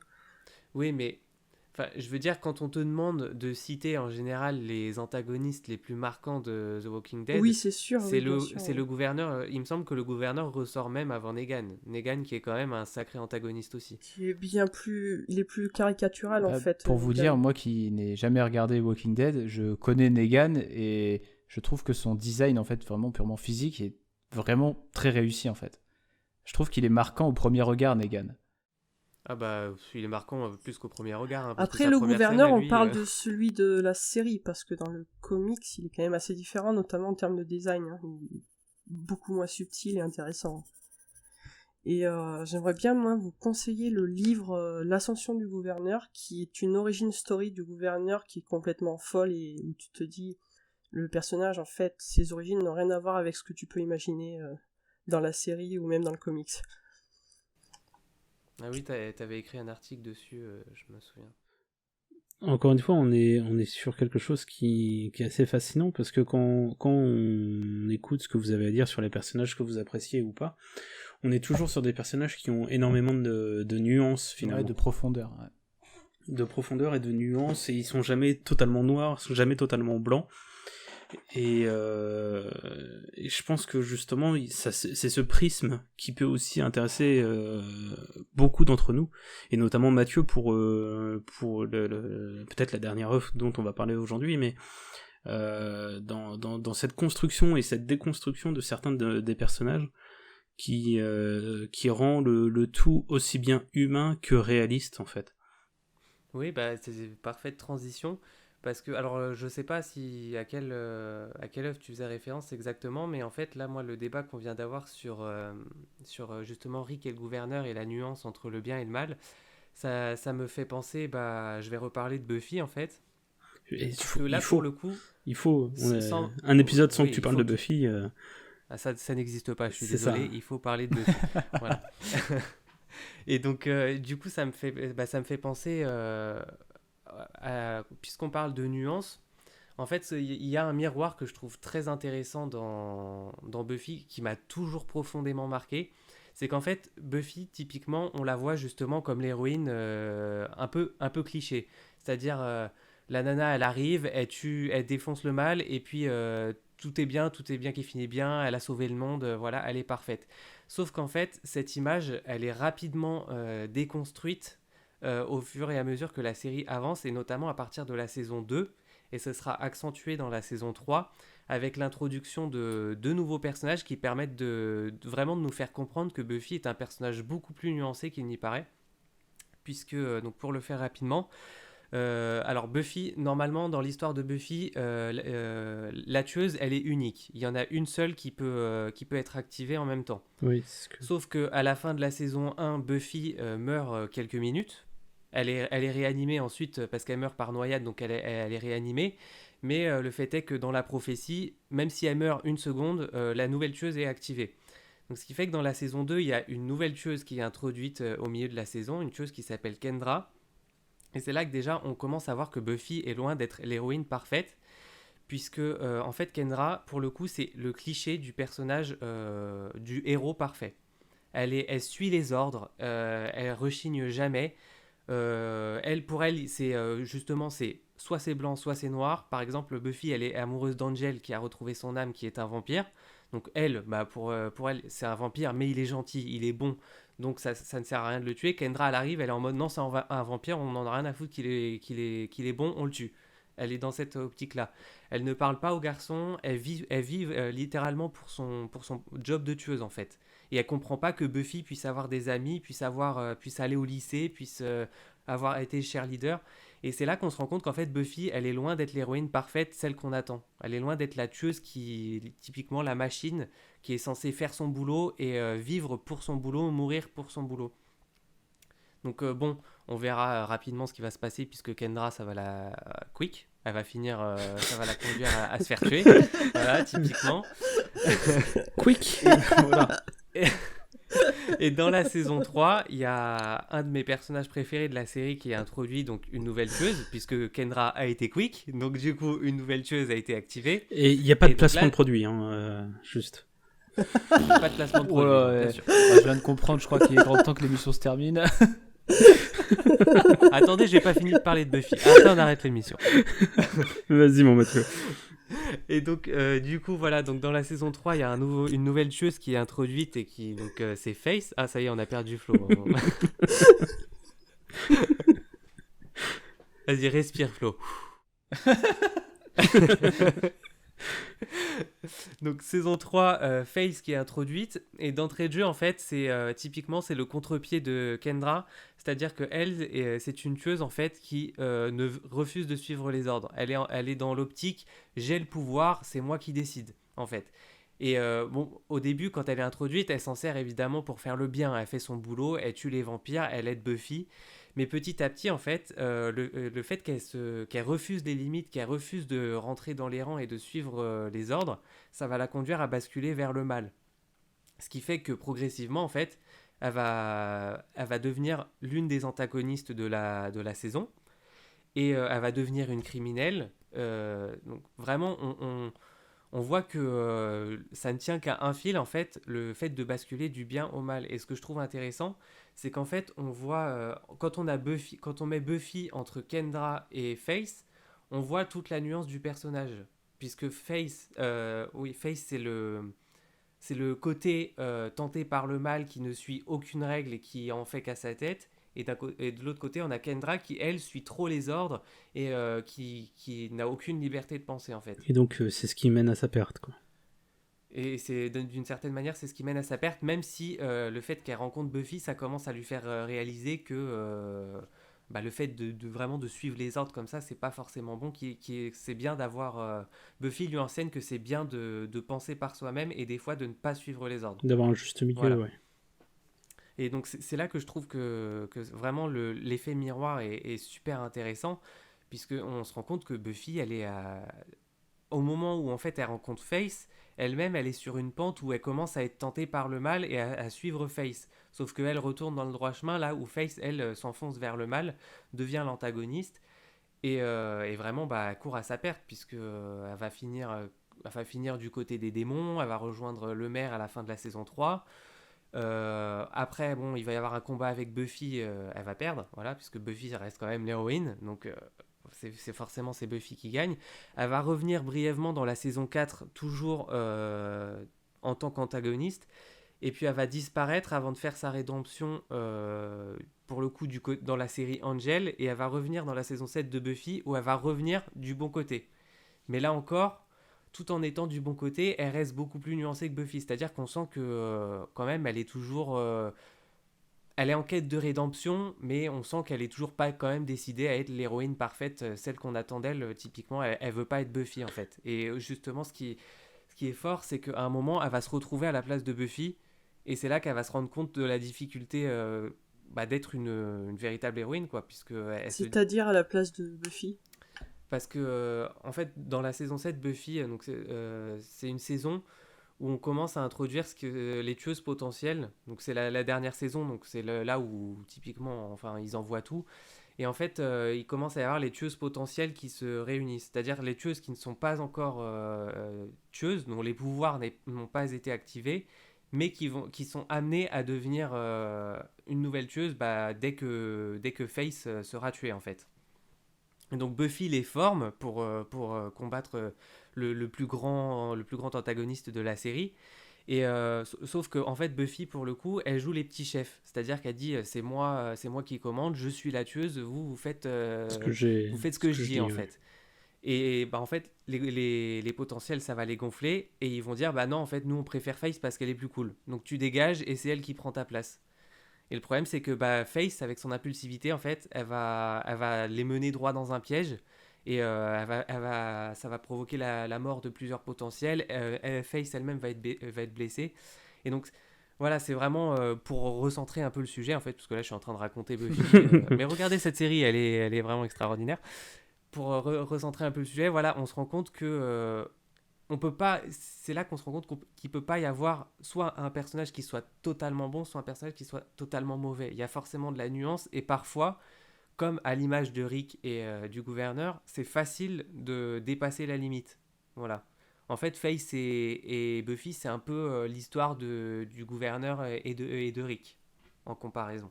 Des fois, ça tient qu'à un moment ou qu'à un seul fait. Voilà, parce que Faith a eu des occasions de... Elle le savait qu'elle était sur la pente descendante. Tout le monde a essayé de lui dire fais attention, là tu commences à partir en vrille. Et typiquement comme le moment où le gouverneur que tu disais tout à l'heure devant la prison, où Rick lui laisse un dilemme, lui dit c'est soit tu reviens dans les rangs, soit c'est terminé, et que le gouverneur coupe la tête d'Herschel. Faith a fait pareil. À partir du moment où elle tue en fait son premier humain, parce qu'elle en arrive à devenir une vraie criminelle, elle tue des humains. Petit à petit, ça l'enfonce en fait dans le mal. Et c'est le chemin que Buffy a failli prendre au moment où elle commençait à fréquenter Faith. En fait, c'est ça le truc, c'est la création d'un antagoniste, qui était de base un protagoniste, mais de ce fait, et par les choix moraux que chacun fait, on a la création d'un antagoniste, un peu comme ce dont on parlait avec Batman et le Joker. Ce qui est sûr en tout cas, c'est que il n'y a pas protagoniste sans antagoniste ou vice-versa. Ou alors on s'ennuie. Exactement, il faut qu'il y ait l'opposition est au cœur de ce qui fait une bonne histoire en fait. C'est exactement ça. S'il n'y a pas d'opposition ou si celle-ci est quasi nulle, on n'aura aucun attachement pour le personnage principal parce que ce sera trop facile pour lui. C'est pour ça que j'ai un peu de mal avec les antagonistes qui sont juste l'incarnation du mal, type, je sais pas, Sauron. Ouais, parce qu'en fait, Sauron, c'est... Ouais, forcément, ça manque de profondeur, mais... Parce que, oui, en fait, c'est juste un but à... En fait, c'est des fonctions. C'est ce qu'on disait un peu plus tôt, en fait.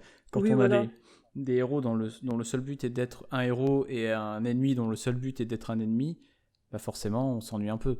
Après, dans le Seigneur des Anneaux, la différence, c'est que c'était des précurseurs. Dans le Seigneur des Anneaux, tu vas avoir d'autres ennemis, de toute manière. Oui, en plus, mais surtout, une histoire ancienne comme celle-ci a inventé ce genre de structure. Donc, on peut pas forcément leur reprocher de pas avoir trop développé les personnages, quoi. Oui, après, c'est totalement volontaire. En plus, c'était pas parfois, le but, c'est d'être allégorique, et du coup, voilà. Et quand je dis allégorique, je ne l'encourage pas contre le gouverneur. C'est-à-dire Al Gore. Pardon, c'était beaucoup trop dur en fin d'émission comme ça, désolé. Bravo, et merci. Les autres, vous pouvez quitter Podculture. Voilà. Justement, en parlant de quitter Podculture, on va peut-être pouvoir glisser tranquillement sur la fin, parce que je pense qu'avec tout ce qu'on a pu parler là, on a pu avoir un panel de protagonistes et d'antagonistes vraiment très intéressant, et surtout de réussir à mettre des définitions sur des mots où le sens peut être très large. Voir à quel point, en fait, dans la variété de ces protagonistes et antagonistes, le plus important, c'est finalement qu'ils soient plus que leur fonction, en fait, qu'ils soient avant tout de bons personnages, et des personnages qui sont jamais uniquement traités de par leur fonction, quoi. C'est ça, parce que sinon on en vient à des exemples comme SAO, où tu n'as aucune nuance, et qu'il est comme ça parce qu'il est comme ça, et puis c'est tout. Il y a un antagoniste dans Sword Art Online qui est même vraiment intéressant, j'ai envie de dire. En fait, c'est Akihiko Kayaba qui est le créateur donc, du jeu Sword Art Online et de tout ce système d'immersion des gens dans le jeu vidéo. Et en fait, il ne tient à peu près que lors du premier acte, puisque le premier arc se termine, Kirito a gagné, l'antagoniste est vaincu, ok, mais en fait il est peut-être évoqué un peu vite fait par la suite. En fait, son héritage perdure, puisque le monde des jeux à immersion continue de se développer, mais en fait, passé ce premier arc où tu as cet antagoniste, après, il n'y en a plus vraiment, quoi. Ouais, plus d'aussi marquant. Ce qui est problématique, quoi. Plus d'aussi marquant, ouais. Et c'est à ce moment-là qu'on s'ennuie un peu. Et puis quand bien même le personnage d'Akihiko Kayaba est intéressant, je vois mal comment il a pu constituer une vraie menace pour Kirito, en fait. Donc même avec un bon personnage, on n'a pas eu un bon antagoniste, en fait. Mais c'est là où c'est beau, parce que finalement on a quand même quelque chose qui est indéniable là-dedans, c'est que l'un ne va pas sans l'autre. Et quand on a... parce qu'il arrive d'y avoir des films où il n'y a pas d'antagoniste à proprement parler, on n'est pas dans le même récit, dans le même genre de récit. Je pense, on en parlait pendant la préparation de ce podcast, mais on parlait très rapidement de Forrest Gump. Ouais. Forrest Gump n'a pas d'antagoniste à proprement parler. Il va avoir des difficultés dans sa vie, et encore lui-même les passe sans problème. Mais ça raconte pas la même chose. On n'a pas une dualité, on n'a pas tout ça. L'intérêt de Forrest Gump, en fait, c'est de suivre ce personnage qui est différent, qui est clairement différent des autres, et de voir à quel point tout ce qu'il va traverser dans sa vie il va lui donner un goût en fait exceptionnel, une touche C'est ça. exceptionnelle, de par l'humanité de ce personnage différent. Eh ben, ça va donner que tout ce qu'il va faire, ça va avoir une dimension supérieure, alors que tout ce qu'on suit de lui, en fait, c'est des tranches de vie. C'est ça. Du coup, on n'a pas besoin d'antagoniste fort. C'est pas ça.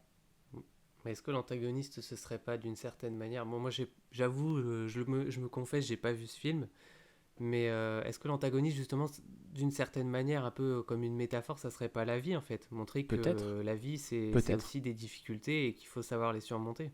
Mais en tant que personnage en lui-même, là, pour le coup, il n'y en a pas besoin, quoi. Bon, mais écoutez, je pense qu'on a fait un très joli tour des personnages et de l'écriture, surtout. Parce que c'est ce qui importe dans une série, dans une œuvre en général, en tout cas. Mais écoutez, c'est sur cette conclusion et surtout sur cette approbation de tout à chacun sur les antagonistes et les protagonistes qu'on va pouvoir se laisser pour ce... c'est le 5e épisode, déjà ? 5e, mais oui. Mais oui, c'est très très cool. Et on va pouvoir se dire au mois prochain pour un nouvel épisode. N'hésitez pas à nous suivre sur les réseaux, si c'est pas encore fait. On est présent sur Twitter et Instagram, et on a également un Discord, si jamais cela peut vous intéresser, et si vous souhaitez discuter avec nous des sujets que l'on peut aborder. Sur ce, je vous dis à bientôt, et ciao. Ciao tout le monde. Salut.